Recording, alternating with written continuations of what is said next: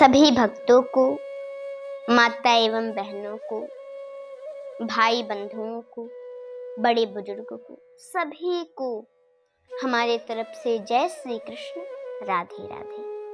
आज मैं जो आप लोगों को बताने जा रही हूँ, सब लोग ध्यान से सुनिए। और जो लोग ये सोचते हो हम तो हिंदू हैं, ये मुस्लिम हैं, वो सब लोग ध्यान से सुने। जो ये सोचते हो अरे नहीं नहीं हम तो मुस्लिम हैं, ये हिंदू हैं, जो लोग इनमें फर्क करते हो वो ध्यान से सुनिएगा। और सत्य बात तो ये कि हिंदू मुस्लिम में फर्क करना ही नहीं चाहिए। सब लोग एक हो जाइए, क्योंकि ये सब लोग एक ही तो थे और एक ही रहेंगे। एक ही होना पड़ेगा जब सत्य की जानकारी होगी। क्योंकि जब तक सत्य कहा गया है ना रामायण जी में, झूठों सत्य जाय बिनु जाने, जिमि भुजंग बुनु बिनु रजु पहचाने। मतलब जब तक हमें सत्य की जानकारी नहीं होती तब तक हम झूठ को ही सत्य मान बैठते हैं। और मैं आप लोगों को बता दूं कि आप लोगों की बुद्धि खराब हो गई है। आप लोग सत्य को नहीं जान पा रहे हैं कि सत्य क्या है। लेकिन जिस दिन सत्य पता चल गया ना, उस दिन सब भाई भाई हो जाएंगे, सब एक हो जाएंगे और सबको पछतावा होगा अपने सोच पर, अपने करने पर। सब लोग ध्यान से सुनिए। पाकिस्तान में कहीं मुस्लिम एरिया में एक हिंदू पान बेचता था और वहीं भगवान कृष्ण का फोटो लगाया था। वन में एक वृक्ष के नीचे बैठ करके मुरली बजा रहे थे, नंगे पांव। तो अब उस पान वाले की दुकान में मेन फ्रंट पे सामने ही लगा था वो फोटो। सब लोग आते थे, पान खरीदते थे। तो एक रसखान जी आए और बोले भैया एक पान दे दो तो जरा। तो उसने कहा अभी देता हूं। तब तक वो रसखान जी मुस्लिम थे, खान थे। तब तक ये तो पान बना रहे थे, तब तक उनकी दृष्टि उस तस्वीर पे पड़ी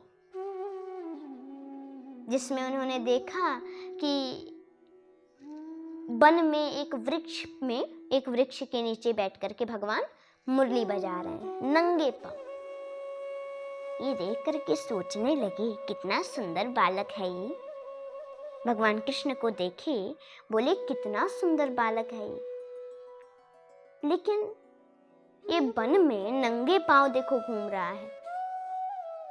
इसकी मैया, इसकी जो माँ है वो बड़ी लापरवाह है, चरण पादुका नहीं पहनाती। इसके नन्हे नन्हे पाँव में अगर कुछ लग गया तो। और इस बात को बोले उस दुकानदार से कि क्यों, ये जो तस्वीर लगाए हो ये कौन है? तो उसने कहा कि वो तो श्याम है, इसका नाम श्याम है। लोग कन्हैया भी कहते हैं, कृष्ण भी कहते हैं, कान्हा भी कहते हैं, किसी भी नाम से बुला लो। तो उसने कहा कि देखो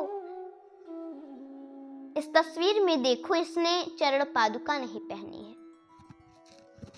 और वन में नंगे पांव बैठ के मुरली बजा रहा है। इसकी माता कितनी लापरवाह है ना, इसको चरण पादुका नहीं पहनाई। इसके नन्हे नन्हे पाँव में अगर कांटे लग गए तो कितना कष्ट होगा ना इस बालक को, इस सुंदर बालक को। तो उस दुकानदार ने कहा अरे भैया इतनी दया आ रही है तो तुम्हें क्यों नहीं पहना देते? अब तो रसगान जी इस बात को सुन करके सच में गए और एक चरण पादुका बनवा के लाए और बोले कि बताओ ये कहाँ मिलेगा? वो आप लोग भजन सुने होंगे ना, बता दो कहाँ मिलेगा श्याम। पूछा, बताओ कहाँ मिलेगा श्याम, ये कन्हैया कहाँ मिलेगा। अब सबसे पूछते जाए और सबसे पूछते पूछते पूछते पूछते वृंदावन में पहुंचे। अब पाकिस्तान से पता नहीं कितने महीने लगे होंगे इधर आने में वृंदावन। बहुत समय के बाद वृंदावन में पहुंचे। हालत खराब हो गई थी उनकी। मान लीजिए जो भोजन लेके निकले थे रास्ते में खाने पीने के लिए, वो भी खत्म हो गया था। पानी भी नहीं पिए थे। वृंदावन में पहुंचे। बांके बिहारी मंदिर में कि शायद राधा रमण मतलब किसी मंदिर में पहुंचे। लोगों से पूछ करके कि बता दो कि उनका घर कहाँ है, उस कान्हा का। और लोगों ने जैसा बताया उस हिसाब से पहुंचे। लेकिन मेन गेट पर पूछा गया क्या नाम है, तो बताया रस खान।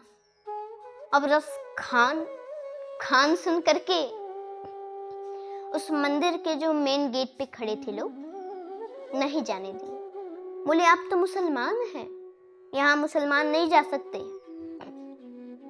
आप बाहर ही बैठिए। उन्होंने सोचा देखो हम इतने कष्ट उठा करके यहाँ आए, यहाँ कान्हा से मिलने भी नहीं दे रहे, हम इतने मेहनत से आए। और कई दिन तक बाहर ही बैठे रहे, वहां से कहीं नहीं जा रहे थे। एक दिन जब रात हुई सब लोग चले गए। अब उस मंदिर में दो ही लोग थे, एक रसखान जी और एक भगवान। बैठ करके सोच रहे थे कि कान्हा तेरे बारे में तो हमने सुना, तू बड़ा नटखट है, भोला है, बड़ा दयालु है, कृपालु है। तो मुझे भी दर्शन दे दे ताकि मैं तेरे इन नन्हे नन्हे पैरों में ये पादुका पहना सकूं।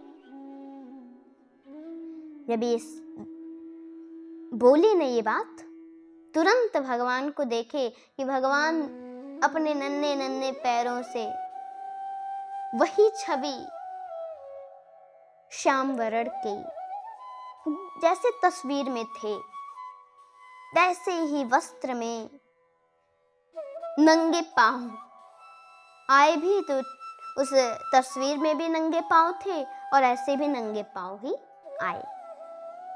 आकर के बैठे, रसखान जी देखे और उस तस्वीर में मिलाए। बोले अरे तुम ही हो ना श्याम, कान्हा तुम ही हो, कन्हैया तुम्हारा नाम है ना कृष्ण। बोले हाँ मेरा ही नाम है श्याम, मैं ही हूं यशोदा मैया का लल्ला। तो क्यों रे, तेरी लल्ला तो तेरी मैया तो बड़ी लापरवाह है, तुझे चरण पादुका नहीं पहनाती, नंगे पांव घूमता है तू जंगल में। तू जानता भी है कितने कांटे रहते हैं, इधर उधर जाता है। और तेरी मैया को भी ध्यान नहीं है इस बात का कि तुम्हारे नन्हे नन्हे पैरों में, छोटे छोटे पैरों में अगर कांटे गड़ गए तो। देखो इसीलिए हम तुम्हारे लिए चरण पादुका बनवा के लाए हैं। अब लाओ, हम तुम्हारे इन नन्हे पैरों में अपने हाथों से चरण पादुका पहनाएंगे। और अपने हाथों से लेकर के रसखान जी पहनाने लगे। चरण पादुका को पहनाए, खूब दुलार किए, खूब प्यार किए, खूब लाड़ प्यार किए, खूब बातें की और उनको भगवान की प्राप्ति हुई। तो कहने का मतलब क्या है वो क्या थे? रस खान। वो भी मुसलमान थे, लेकिन उनको भी भगवान मिले। भगवान हिंदू मुस्लिम नहीं सोचते, उनके तो सभी बच्चे हैं, सभी उनके अंश हैं। लेकिन ये जो आप लोग फर्क करते हैं, ये नहीं करना चाहिए, क्योंकि सब लोग एक हैं, सब भगवान के पुत्र हैं। यदि आप इस बात को समझ लिए, जान लिए, तो सबका कल्याण होगा। और फिर दुनिया में जो घटनाएं हो रही हैं, लड़ाई झगड़ा हो रहा है, सब बंद हो जाएगा और सब लोग प्रेम से रहने लगेंगे। जय श्री कृष्ण। राधे राधे।